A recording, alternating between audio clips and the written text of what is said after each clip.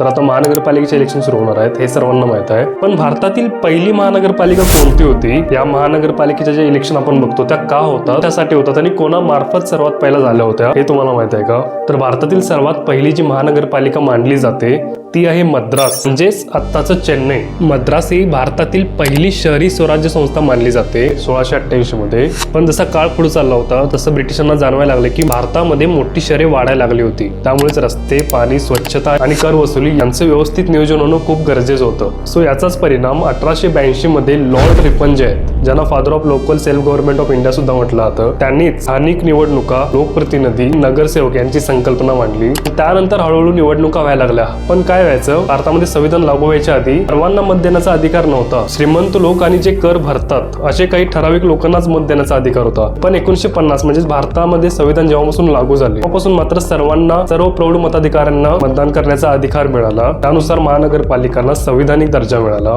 नियमित निवडणुका करणं बंधनकारक झालं. त्यामुळे सुद्धा आपण बघतो की निवडणुका या बंधनकारक आहे, त्या होतातच. सध्या झाल्या नव्हत्या, त्याबद्दल पण मी व्हिडिओ बनवलेला आहे, तो बघू शकता नक्की. ही गोष्ट तुम्हाला माहित होती का? आणि असेच व्हिडिओज बघण्यासाठी सबस्क्राईब करा चॅनल.